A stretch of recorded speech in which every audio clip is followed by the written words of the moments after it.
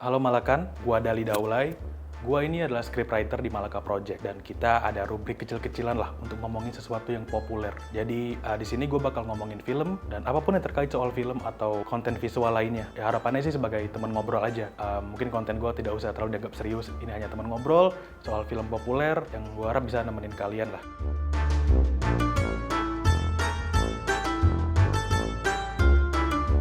Nah, topik pertama gua ini ngebahas tentang kenapa sih jatuh cinta itu memang lebih indah di film-film. Kalian sadar nggak sih?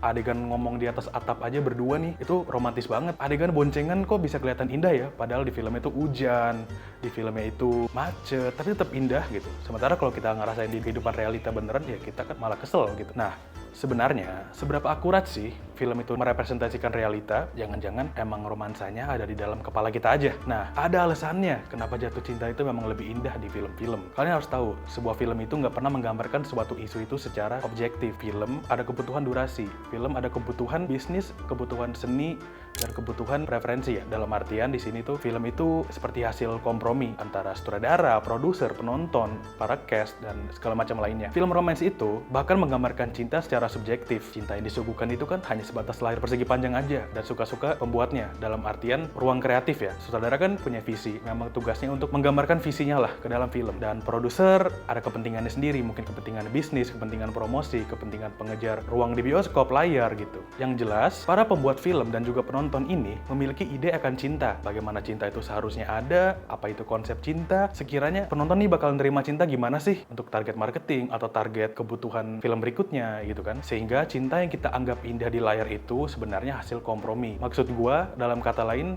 film ini memiliki kebutuhan banyak gitu. Dari segi teknis, cerita, bisnis tadi. Makanya, film romance yang kita saksikan itu terkesan dan terlihat indah. Adegan perdebatan, pertemuan, perpisahan dalam suatu hubungan itu ada dramatisirnya, ada drama, ada kebutuhan cerita. Bahkan kalau kita ngomongin film biopik atau film biografi sekalipun tetap ada karena ya mereka butuh dramatik tadi. Mereka butuh selling point dalam film dan butuh kebutuhan karakter. Ada kalian tahu lah yang namanya karakter arc gitu. Jadi dalam film kan suatu karakter dari babak pertama sampai babak terakhir dia harus masuk ke dalam dunianya, memiliki tujuan, memiliki masalah dan bagaimana mereka menyelesaikan masalah itu kan. Makanya gue pengen masuk ke poin pertama. Kalau film itu tidak terlepas dari struktur dramatik. Kalian tahu lah, nggak seperti kehidupan realita. Film itu memiliki durasi. Biasanya durasinya ya 1,5 jam, 2 jam, atau paling lama biasanya 3 jam ya. Film itu memiliki kebutuhan cerita. Kalau dalam teknik penulisan skenario, ada yang namanya struktur 3 babak. Struktur 3 babak ini sebenarnya adalah suatu teknik penulisan yang agak tradisional, tapi paling banyak dipakai, bahkan saat zaman Hollywood klasik dulu ya. Film itu kan memiliki kebutuhan cerita. Film itu butuh momentum, hingga akhirnya nanti ini bisa berpengaruh kepada sequel, bisa berpengaruh kepada riset untuk film berikutnya, dan bagaimana penonton tetap bisa meneruskan pemutaran itu ya. Nah, gue pengen masuk ke dalam struktur 3 babak tadi, di mana dalam struktur 3 babak itu ada 3 poin yang penting: opening, middle, dan ending. Sederhananya, kedua karakter ini yang punya love interest dirancang sesuai kehidupan yang cocok dalam film, atau dalam kata lain memiliki kebutuhan dramatis. Di babak pertama mereka biasanya bertemu, kemudian di babak kedua ini mulai ada ketegangan, mulai ada pertanyaan kalau hubungan mereka ini bakal berhasil nggak sih, dan akhirnya ketegangan yang ada di babak tengah itu akan terjawab di klimaks atau babak ketiga. Dan di babak ketiga ini akhirnya kita tahu kalau hubungan mereka itu bisa terjalin atau enggak. Sementara kalau kehidupan kita kan cenderung lebih datar ya. Kehidupan kita itu nggak butuh kebutuhan dramatik karena ada masalah sehari-hari. Masalah kita satu hari kan 24 jam itu panjang. Jadi nggak mungkin kita bisa merasakan cinta atau kebutuhan dramatik itu setiap jam gitu. Beda dengan film. Nah, gue mungkin ngambil contohnya itu kayak salah satu film romance Indonesia yang paling terkenal ya. Gue yakin kalian udah pernah nonton semua. Dari setiap generasi ini film terkenal banget, yaitu adalah Ada Apa Dengan Cinta. Cinta itu di babak pertama awalnya benci nih sama Rangga, hingga dipersatukan karena hobi dan kesukaan mereka yang sama, yaitu sastra, puisi, lagu gitu. Dan menuju ke babak tengah, mereka ini berantem lagi. Mereka berantem terus di film karena perbedaan pendapat, hingga akhirnya Rangga itu harus meninggalkan Jakarta. Karena kebutuhan dramatik tadi, Cinta bahkan rela mengejar Rangga sampai ke bandara. Ya, ini semua adalah kebutuhan dramatik sesuai tangga dramatik tadi, opening, middle, dan ending. Cinta dalam film membuat semua hal itu romantis. Dan dalam film, semua hal itu seperti bisa terjadi. Biasanya apa yang kita harapkan itu terjadi. Sementara kalau dalam kehidupan realita kan sangat susah diterka gitu. Bahkan, jika ada suatu film romance yang mendekati realita, ya sebenarnya realita itu sudah diremuk dan kompromi lagi tadi. Kita tuh hanya melihat cinta yang sudah dibuat oleh filmmaker dan akhirnya dikasih lihat kepada penonton. Bisa dibilang, kenapa poin pertama ini penting? Ya karena cinta dalam film itu ya cerita fiksi memiliki kebutuhan dramatik. Makanya gue suka heran kalau ada kasus kayak misalnya penonton FTV atau penonton series gitu kesel sama pemain aslinya karena ya udah jelas itu beda banget. Dalam kehidupan FTV atau kehidupan series itu mereka memiliki kebutuhan dramatik, mereka memiliki karakterisasi yang butuh mereka resapi sehingga akan sangat berbeda dengan realita, dan kedua hal ini sebenarnya tidak bersinggungan tapi malah saling mendukung ya. Gue pengen masuk ke poin kedua, dan poin kedua ini mungkin kalian sadari tapi juga enggak gitu, karena yang kedua ini adalah film itu bagaimanapun adalah bentuk seni, dan dalam seni itu ada style, ada aliran, ada bentuk lah gitu. Nah, apa sih sebenarnya disebut gaya atau style dalam film? Ya pada dasarnya apa yang kalian lihat di layar, yaitu sinematografi, kamera, editing, musik, hingga gaya artistiknya, properti, setting, dan lain-lain. Bahkan sampai acting para aktor pun itu memiliki peranan. Contoh, film romantis kesukaan gue, yaitu Chungking Express, sutradara Wong Kar-wai. Menurut gue ini film gokil banget dalam menggambarkan cinta gitu. Pertama, dialog-dialognya itu romantis, jadi bisa seperti merangsang perasaan cinta penonton. Sinematografinya cantik, di luar aliran Hollywood yang biasanya kita lihat, dan musiknya itu menyokong mood romantis. Jadi secara tidak langsung kita jatuh cinta dengan konsep cinta yang ditampilkan dalam layar. Ada satu adegan yang gue inget banget. Jadi kalau ada orang yang biasa nanya ke gue, cinta dalam sinema itu atau dalam film biasanya tuh penggambarannya gimana sih? Gue biasanya selalu pakai contoh ini. Jadi di film Chungking Express ada karakter yang diperankan oleh Tony Leung. Tony Leung jadi polisi sedang menatap perempuan yang ia taksir. Faye Wong dia tuh jadi kayak semacam pemilik kedai atau penjaga kedai gitulah. Nah, Wong Kar-wai itu pakai teknik yang menurut gue gokil dan jarang dipakai di tahun-tahun itu ya. Namanya step printing. Step printing itu dimana biasanya DOP itu menurunkan shutter sehingga imaji terlihat seperti berjalan lebih lambat, berjalan lebih kayak biasanya kan kalau kita lihat 24 fps ini jadi kayak 8 fps, jadi kayak tek tek tek tek gitu.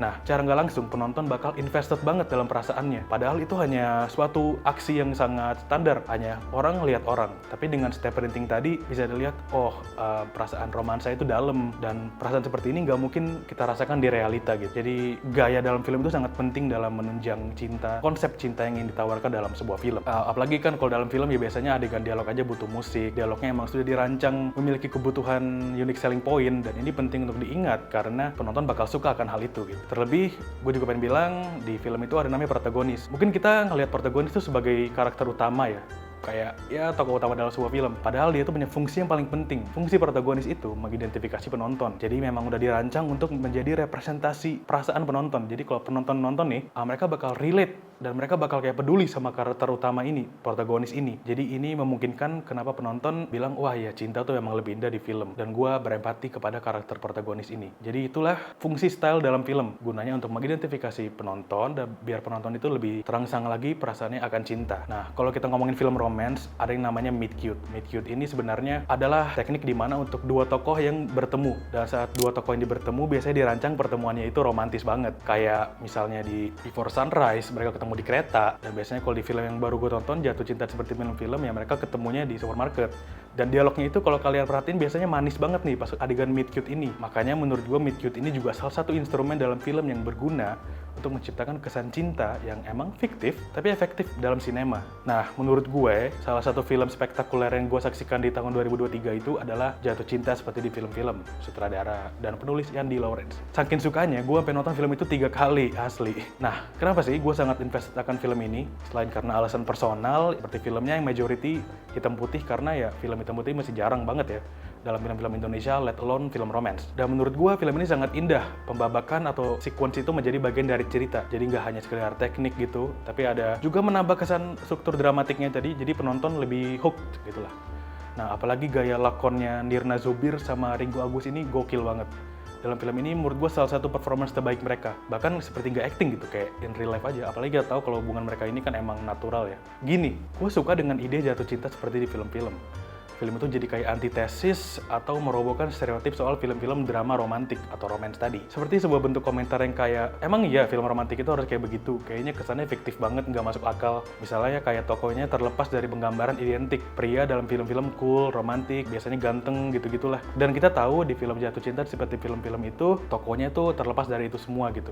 Tokohnya nggak dibikin cantik, tokohnya nggak dibikin menarik, nggak seperti mungkin Rangga di AADC gitu ya. Nah, sebenarnya kita itu membutuhkan nggak sih bohong, cinta bohong itu dalam film, ya tentu aja butuh. Kenapa demikian? Sebuah studi di tahun 2019 yang dilakukan oleh Valerie Kratz mengatakan bahwa 306 orang dewasa mengaku saat habis nonton film romantis itu, mereka jadi lebih percaya terhadap cinta. Atau bahkan mereka yang emang sudah percaya, mereka jadi semakin percaya dengan pernyataan seperti cinta itu bisa menaklukkan segalanya. Dan buktinya, hubungan romantis mereka itu menjadi semakin sehat setelah nonton film romantis. Jadi kesannya itu kayak nyiram tanaman lah. Jadi cinta yang udah ada menjadi lebih subur karena menonton film romantis. Dan ini ada hubungannya sama eskapisme ya. Kayak kalau kalian nonton film romantis itu kan kalian jadi kayak ada perasaan dong kayak, gue pengen banget nih pacaran kayak di film-film. Gue pengen jatuh cinta seperti di film-film. Dan itu adalah dampak kenapa film romantis itu dibutuhkan. Karena ya dengan menonton film romantis kita jadi lebih paham dan peduli akan makna soal cinta. Terakhir, mungkin banyak orang dan bahkan teman-teman gue sendiri biasanya nggak suka film romance. Itu kenapa? Mereka biasanya tuh nggak suka kayak film drama romance tuh nggak masuk akal. Film drama romantis itu terlalu mewek, endingnya selalu bahagia dan seperti itu. Film romantis itu dibuat happy ending untuk memberikan kesan bahwa cinta itu selamanya. Dan itu memang kebutuhan bisnis dan kebutuhan cerita komersil aja sih. Kalau di film-film independen mungkin lebih aneh lagi penggambarannya gitu. Nah, biasanya tokohnya itu mendapatkan cinta yang ia selalu inginkan. Nggak seperti kehidupan nyata yang ujungnya jarang bahagia. Meski tidak bisa disalahkan ya, tapi biasanya happy ending dalam film drama romantik itu memang dibutuhin. Kisah cinta dalam film itu adalah hiburan atau bahkan menjadi terapi bagi mereka yang membutuhkan ataupun mempertanyakan kalau apakah kekuatan cinta itu ada dalam hidup mereka. Oke, sebenarnya itu aja dari gua untuk membahas kenapa cinta itu emang lebih indah di film-film. Jadi kalau kita bisa simpulin karena film itu ada kebutuhan dramatik, film itu tidak bisa terlepas dari style, dan film itu hadir untuk mengidentifikasi perasaan penonton. Kalau kalian ada saran lain, bisa tulis di kolom komentar aja yang ingin gue bahas apa lagi. Dan gue juga pengen tanya, apa film romantis favorit kalian? Dan kenapa film romantis itu menjadi favorit kalian lah? Apa yang kalian suka dari film romantis itu? Dan bagaimana penggambaran cinta di dalamnya? Oke, jangan lupa like dan subscribe channel Malaka Project untuk konten-konten berikutnya. Gue Dali Daulay, pamit dulu.